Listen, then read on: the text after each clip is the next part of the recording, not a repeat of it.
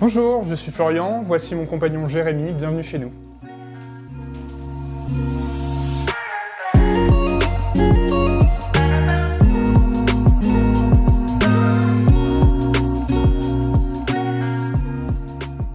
On est à Boulogne-Billancourt, chez nous dans notre appartement avec Jérémy, dans lequel on a aménagé il y a presque un an. Quand on l'a découvert, en fait, alors déjà sur photo en premier lieu, il nous a semblé en bon état, clairement il n'était pas refait à neuf.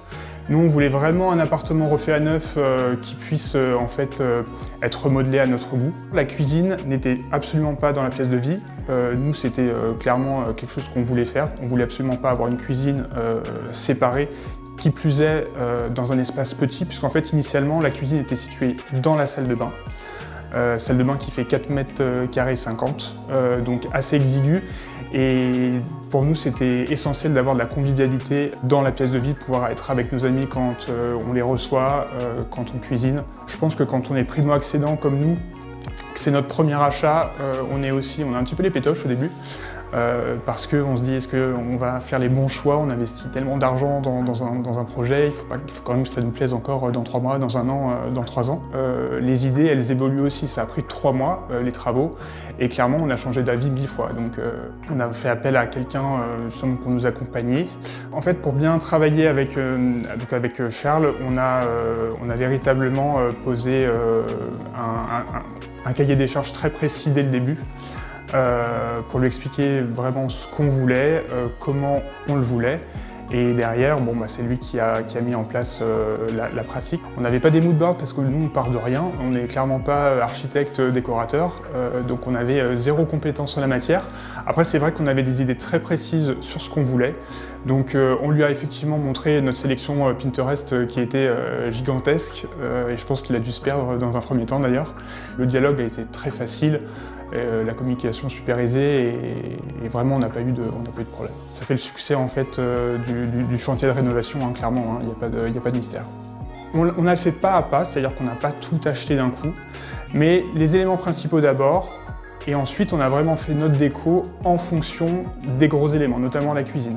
On savait qu'on voulait quand même donner du peps à cette pièce, sans trop aller dans des couleurs hyper marquées qui derrière ne nous permettaient pas en fait de décorer l'appartement à notre goût. C'est un plan de travail en quartz, une teinte un petit peu imitation terrazzo, on va dire. Là on ne le voit pas de loin, mais quand on s'approche, voilà, il y a des petits pigments, des petites taches grises et beige.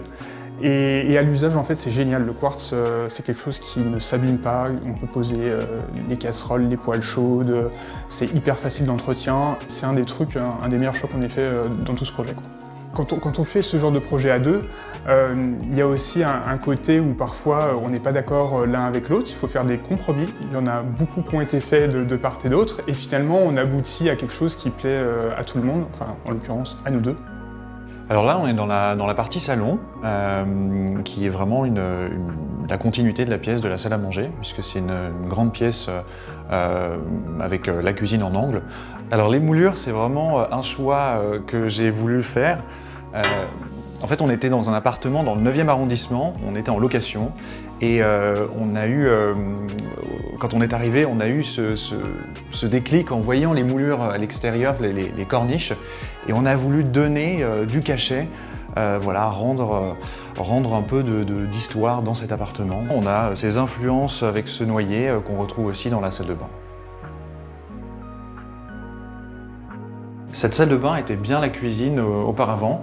On a une ligne qui délimite la fin du carrelage, puisqu'on ne voulait pas avoir le carrelage qui monte jusqu'au plafond, et qui rappelle beaucoup les poignées et aussi la plainte de la cuisine plomb. Alors on pourrait croire que c'est un meuble chiné, mais pas du tout. C'est un meuble qui ressemble à un meuble d'apothicaire, et en fait c'est un vrai meuble de salle de bain. Il a été conçu de telle façon, il y a vraiment des trous pour poser les vasques. Donc là, nous sommes dans notre chambre, qui a un petit peu changé en fait par rapport au moment où on a acheté l'appartement.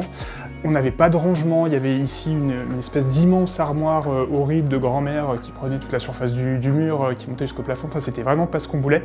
Et on avait vraiment besoin aussi d'avoir un grand dressing dans cette chambre. En fait, on est parti sur un dressing Pax Ikea, auquel on a intégré des porte-plumes en amandier grisé. Voilà. je voulais que ce soit quelque chose de parfaitement intégré dans le mur. Donc on a effectivement les portes, et puis on a fait poser une espèce de filaire, enfin je sais pas trop comment on appelle ça, où on a mis en plus la moulure, pour toujours retomber dans le thème un petit peu haussmannien de l'appartement et redonner un petit peu du cachet à la pièce. Alors on n'est pas parti sur du sur-mesure pour une question essentiellement budgétaire, aussi de qualité, parce qu'au final ce que fait Ikea c'est quand même de la très bonne qualité. Et quand on fait une rénovation d'appartement, on a effectivement une enveloppe qui a beau être importante au début, au fil des travaux elle s'amenuise, donc il faut faire des choix à un moment donné. On avait essayé de matcher au plus près de la peinture des portes de dressing Plume. C'était assez bien fait, mais c'était pas parfait. Et quand on a vu que Plume sortait ses peintures de la même couleur, en fait on a repeint la pièce.